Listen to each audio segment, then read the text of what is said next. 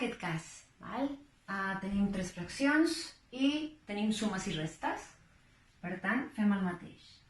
Atenció, el mínim comú múltiple entre 5, 4 i 3, aquests dos ja són nombres primers, el 4 és 2 al quadrat, comuns i no comuns elevat a l'exponent més gran seria, en el fons, multiplicar 5 per 4 per 3.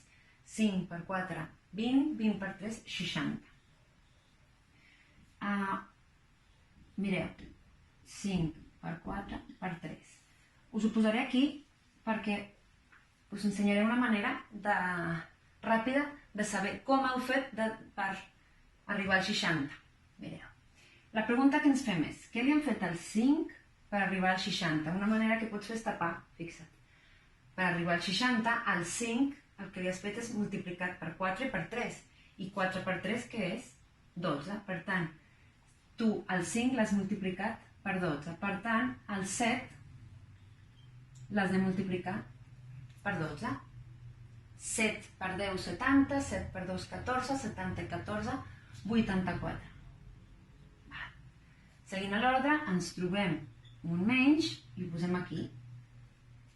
Què li hem fet al 4 per arribar al 60? Doncs el 4 l'hem multiplicat per 5 per 3, que són 15.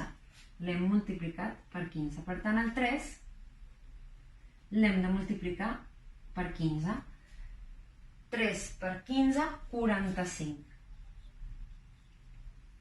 Ens trobem un més i l'escrivim. Què li hem fet al 3 per arribar al 60? Doncs l'hem multiplicat per 5 i per 4. 5 per 4 que fan 20. L'hem multiplicat per 20. Si hem multiplicat el 3 per 20, per tant l'1 també l'hem de multiplicar per 20. 1 per 20, 20. Penseu que vosaltres, quan feu aquestes activitats, no cal que feu totes aquestes fletxes ni tots aquests procediments. Això ho estic fent a poc i molt didàctic perquè entengueu què faig a cada pas. Però vosaltres ho faríeu directament, pensaríeu mentalment. O si algú necessita fer una operació al costat. Ara bé la part ràpida, diguem que podem anar més ràpid, que és mantenim el mateix denominador 60 i sumem els positius, que serien 84 i 20, que fan 104. Deixem el negatiu i fem una resta final. 104 menys 45, que fan 59 partit 60. I aquest seria el resultat perquè també ja és una fracció irreductible. Anem a continuar. Ara us posaré, ara farem el cas, ara estàvem fent el cas B, no? Perdoneu. I ara farem el cas C. El cas C ve a ser exactament el mateix que tot el que hem fet abans, però què ens passava quan teníem nombres enters? Doncs que en els nombres enters tenim nombres negatius, o el resultat pot ser un nombre negatiu. Per tant, sí, podem tenir fraccions negatives. L'exemple que us proposo, una mica perquè tinc molta llum, és 3 partit 6 més 2 partit 18 menys 2 partit 3. Imagineu-vos que teniu aquest. Per tant, anem a seguir el mateix procediment. Anem a buscar el mínim comú múltiple entre 6, 18 i 3. 6, 18 i 3. 6 és 2 per 3, 18 és 9 per 2, i 3 és 3, i el 18 és 3 al quadrat per 2, 9 per 2, 18, i el mínim comú múltiple és comuns i no comuns elevat a l'exponent més gran. Comuns tenim el 2, el 3, i no comuns tenim el 2. Per tant, justament coincideix que el mínim comú múltiple és 18. Ho posem. Doncs, què li hem fet al 6 per arribar al 18? L'hem multiplicat per 3. 6 per 3, 18. Per tant, farem 3 per 3, 9. Posem un signe de més i farem. Què li hem fet al 18 per arribar al 18? L'hem multiplicat per 1. Per tant, al 2 no li fem res. I ara em trobo un menys, aquí. L'escric, ojo, fixeu-vos cada cop com... I penso que li hem fet al 3 per arribar al 18, l'hem multiplicat per 6, oi? Perquè 6 per 3, 18. Per tant, sumarem, multiplicarem el 2 per 6. 2 per 6, 12. I fem el mateix procediment. 9 més 2, 11, i el negatiu el deixo tal qual, i ara dic, bueno, ara faig la resta, però el negatiu és del 12, per tant, el que faig és una resta, resto el que tingui el valor absolut més gran de l'altre, per tant el que faig és menys 12 més 11 em dona menys 1. Això són nombres enters. Si jo us ho poso aquí així, fixeu-vos que ningú ho dubtaria, no? 11 menys 12 és menys 1. Per tant, aquí hem fet exactament el mateix. Ve la prova definitiva. 3 exemples amb nombres enters. Vaig a poc perquè ho fem bé. Mínim comú múltiple entre 8 i 4 és 8. Què li hem fet al 8 per arribar al 8? Doncs l'hem multiplicat per 1. Per tant, 3 per 1, 3. Ara ve una part molt important, perquè tenim dos signes. Aquí el que hem de recordar és la regla de signes. Més per menys, que ens donarà menys, oi? Per tant, sempre que tingueu una fracció negativa davant d'un més, o a l'inrevés, el que hem de fer bàsicament és aplicar la regla dels signes. Més per menys, menys. Us ho poso en un altre color, perquè veieu. No poso el més, poso el menys, perquè és el resultat de la multiplicació de més per menys. I ara sí que penso que li hem fet el 4 per arribar al 8, l'hem multiplicat per 2, per tant fem el mateix. El 3 el multipliquem per 2. 3 per 2, 6.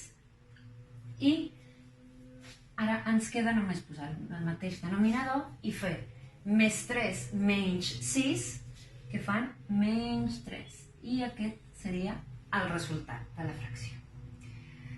Ara fixeu-vos, us he posat un altre exemple en el qual és un menys davant de fracció, però aquesta fracció és negativa. Doncs anem a veure què passa. Per tant, mínim comú múltiple entre 3 i 4 és 3 per 4, que és 12. D'acord. Què li hem fet al 3 per arribar al 12? L'hem multiplicat per 4. Per tant, 1 per 4, 4.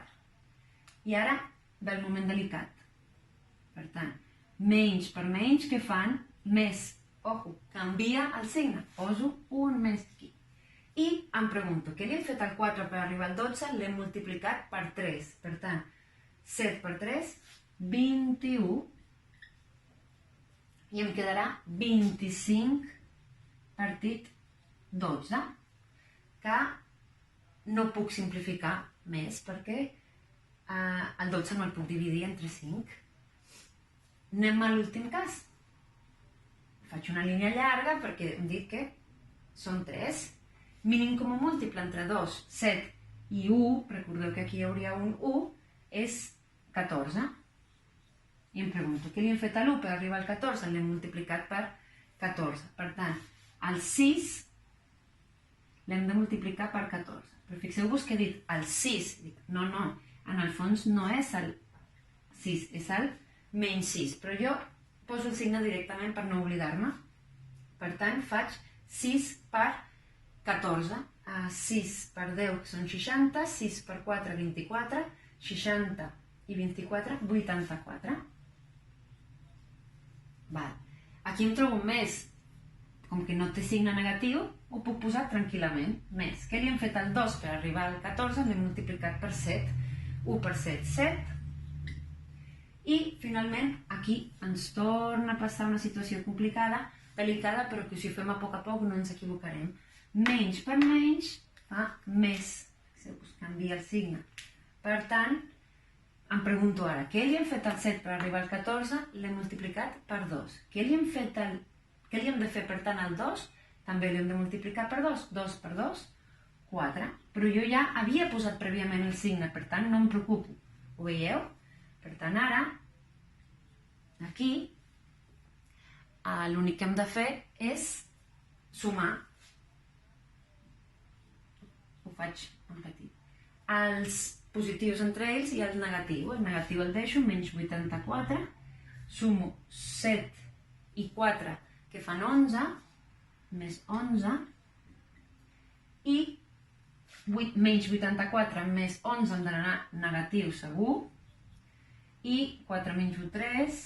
8 menys 1. Menys 73 partit 14, que ja és el resultat de la fracció. Imagineu-vos que vosaltres esteu fent operacions i el resultat de la fracció finalment us dona 10 partit 2. No ho podem deixar indicat així, perquè 10 partit 2 encara es pot simplificar o continuar, perquè això seria una divisió. 10 partit 2 és 5. Això ho sabeu, segur. Ara, què passaria amb els nombres enters? Imagineu-vos que fos menys 10 partit 2. Per tant, és una divisió que nosaltres el que hauríem de fer és menys 10 dividit entre 2, oi? I faríem menys per més, menys 10 entre 2, 5. Per tant, si us apareix una fracció en la qual hi ha un negatiu, doncs simplement fem la regla dels signes. Menys entre més és menys i 10 entre 2 és 5. Vull que veieu, per tant, que si us proposem algunes activitats i el resultat es pot expressar com un nombre enter que dona positiu, fantàstic, però si es pot expressar com un nombre enter que dona negatiu, doncs també fantàstic. I amb això acabem. Espero que us hagi quedat clar el tema de suma i resta de fraccions amb nombres enters. Ara ja no hem de distingir si és amb nombres naturals o amb nombres enters. Quan un aprèn els nombres enters, això s'aprèn per tota la vida. Per tant, només cal com recordar, anar molt a poc i confiar en un mateix. Vinga, endavant!